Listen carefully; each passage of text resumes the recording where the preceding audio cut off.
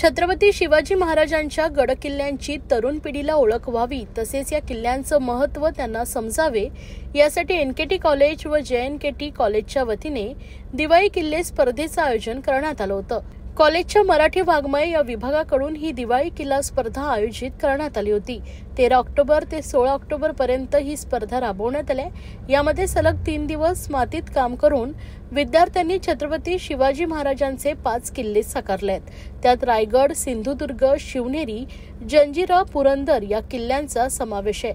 छत्रपती शिवाजी महाराजांच्या मावळ्यांनी युद्ध लढले व युद्धात अनेक किल्ले जिंकले, त्याची माहिती युवा पिढीच्या मनात रुजवणं ही या स्पर्धेचे मुख्य वैशिष्ट्य आहे। दरम्यान छत्रपती शिवाजी महाराज, गडकिल्ले, मराठी संस्कृती, मराठी परंपरा या आदींबाबत मार्गदर्शन करण्यासाठी हा उपक्रम राबवण्यात आला आहे। या उपक्रमाला विद्यार्थी व सामान्य नागरिकांनी उत्स्फूर्त प्रतिसाद दिल्याचं विद्यार्थ्यांनी सांगितलंय।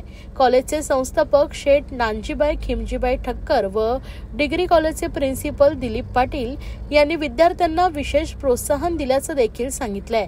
या स्पर्धेमुळे विद्यार्थ्यांचा आनंद द्विगुणित झाला होता।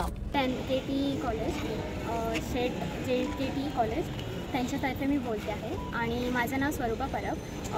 आज आम्ही दिवाळीच्या निमित्ताने आम्ही इथे स्पर्धा ठेवली होती किल्ले बांधण्याची। त्याच्यामध्ये आम्ही मेंबर्सने सफलता म्हणजे घेतली आहे, जे की आम्ही 5 किल्ले बांधले होते। शिवनेरी होता, सिंधुदुर्ग होता, रायगड होता, जंजिरा होता आणि पुरंदर होता। ह्या सगळ्या ह्याच्यातून एकच वैशिष्ट्य आहे जे छत्रपती महाराजांच्या काळी त्यांनी मावळ्यांच्या ह्याच्यामध्ये जे होते त्यांच्या एकत्र ह्याच्यामध्ये त्यांनी जे युद्ध लढले त्यांच्यामध्ये त्यांनी जिंकून जे फोर्ट केले होते ते आपल्याला आत्ता बघायला भेटतात। शेठ एनकेटी कॉलेज यातर्फे दिवाळीच्या सुट्टीसाठी आम्ही किल्ला बांधणे हे कार्यक्रम घेणार आहे। या कार्यक्रमाला आम्हाला महत्त्वाचे प्रोत्साहन आम्हाला शेठ नानजीबाई खिमजीबाई ठक्कर यांनी मदत केली आणि आमचे डिग्री कॉलेजचे प्रिन्सिपल दिलीप पाटील सर यांनी केले। आम्ही मराठी वाङ्मय या मंडळाकडून हा आयोजित केलेला एक स्पर्धा होती की येत्याच्या काळामध्ये नवीन पोरांना की जुन्या गोष्टी काय होत्या, की सुट्टीमध्ये दिवाळीची सुट्टी लागली की फक्त काय करायचं मोबाईल वगैरे या गोष्टीमध्ये आम्हाला कधीही रस नसलेल्या पोरांना आणि बाकी सगळ्यांना समाजासाठी एक नवीन उद्देश द्यायचा होता किंवा एक प्रकारचा संदेश द्यायचा होता की काय करू शकाल तुम्ही, की फक्त दिवाळीत फटाकडे फोडून हे नाही, तर त्याच्यासाठी आपल्या पाठची संस्कृती काय, महाराजांनी कसे किल्ले बांधले, कोणी बांधले, हिरोजी इंदोरकरांनी महाराजांच्या मार्गदर्शनाखाली कोणते किल्ले कोणत्या याच्या डोंगरांवर बांधले, त्या पाठीमागचा उद्देश काय, की स्वराज्य कसं निर्माण करावे, स्वराज्याचं कसं तटबंदी करावी, की लोकांचं रक्षण कसं करावे। कारण महाराज हे कधीही कोणत्या धर्माच्या ना जातीच्या विरोधात कधी नव्हते, म्हणून ते स्वराज्य हे 18 पकड जाती जमातींचं एक होतं। त्यानुसार महाराजांनी सगळीकडे म्हणजे जलदुर्ग हे बघायला गेलं तर इतिहासामध्ये तुम्ही बघू शकता की महाराजांनी नौदल हे सगळ्यात पहिले भारतात तुम्ही म्हणू शकता की त्यांनी स्थापन केलं। त्यामुळे त्या महाराजांच्या आरमारामध्ये सिंधुदुर्ग, विजयदुर्ग, जंजिरा यासारखे मोठे मोठे प्रचंड किल्ले होते। या किल्ल्यानंतर आम्ही रायगड हा किल्ला घेतला कारण तो महाराष्ट्रामध्ये महत्त्वाचा एक आणि महाराजांचा राज्याभिषेक त्या ठिकाणी झाला। त्यानंतर त्या किल्ल्याला एक वेगळं स्वराज्याचं राजधानी म्हणून ओळखली जाऊ लागली आणि महाराजांचं दुःखद निधन हे त्या ठिकाणी आहे, समाधी आहे, शेठजी तिथे जाऊन आले। तर मग पोरांना एक मार्गदर्शन करण्यासाठी आणि त्यापाठी उद्दिष्ट काय की आपली संस्कृती, आपल्या गोष्टी, आपली चालीरीती, मराठी हे काय आहे नक्की हे पोचवणाऱ्यापर्यंत आम्हाला संदेश पाठवायचा। आपले एनकेटी थानावाला कॉलेजचे सिनियर कॉलेजचे विद्यार्थ्यांनी आणि विद्यार्थिनी भरपूर चांगली योजना मांडली आहे। जे किल्ले आपण बघायला जातो आणि रोज 1500 लोक तिकडे जात असते।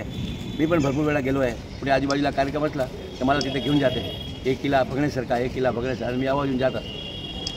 तेच किल्ले इथे बनवले 3 दिवसात मात्र, खरोखर भरपूर मेहनत केली आहे। मी आवाजून सांगतो विद्यार्थिनीमध्ये भरपूर कला आहे। ते कला बाहेर काढण्यासाठी त्याला वाव दिला पाहिजे। वाव म्हणजे काय, त्याला प्रोत्साहन दिला पाहिजे, काय करा तुम्ही, काय काळजी करू नका।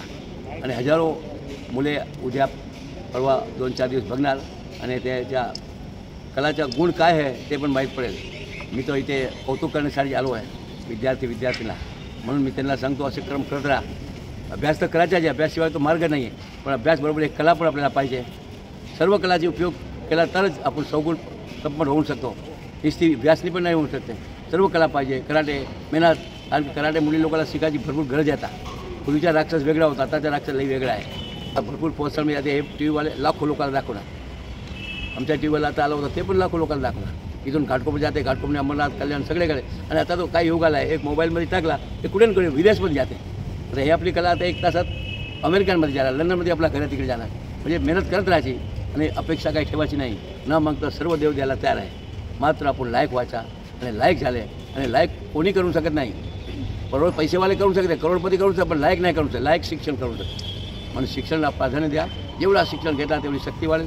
तुमची शक्ती सोडा, महाराष्ट्राची शक्ती वाढेल आणि भारताची शक्ती वाढेल. आज समाजासाठी केला आहे, समाज बघेल आणि वा वा काय किल्ले बनवले. तर परत विद्यार्थ्यांना धन्यवाद देतो.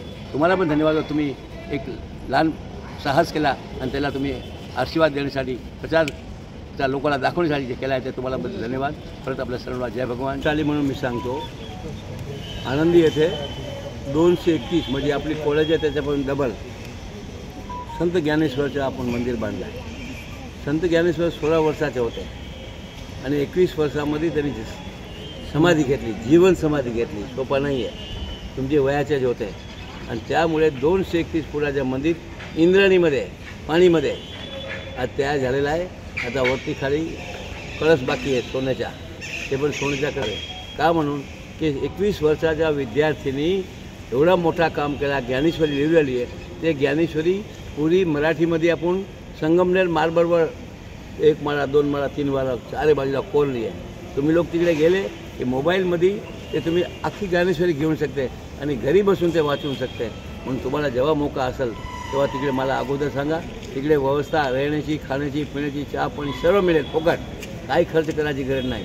आणि त्याच्यामध्ये काय मूल्य असं असेल की त्याला तिथे ते यायला जायला पैसे मिळत असेल तर पैसे पण मी देतो. पण तिकडे जावा आणि तुम्हाला माहीत पडेल की 21 वर्षाच्या मुलामध्ये किती शक्ती आहे. हे शक्ती तुमच्या सर्वामध्ये आहे. मात्र जिद्दीने काम करायच्या. हे मी जिद्दीने काम केलं तर मी तुम्हाला सांगितलं ना, झिरोमध्ये हिरो झाला.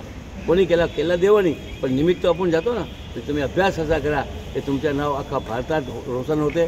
आता आपल्या विद्यार्थीला 5-5 कोटी पगार आहे महिन्याला विदेशमध्ये. ते माझे विद्यार्थी मला भेटते, माझ्या घर आहे तिकडे. तर सांगतो की शक्ती भरपूर आहे. मात्र एक ध्येय मला एक 100% आणायचे जे म्हणजे एकच दिसला पाहिजे. सकाळी लवकर उठा आणि रात्री 9:30ला झोपा. मी 9:30ला झोपतो आणि 3:30ला उठतो. जय भगवान.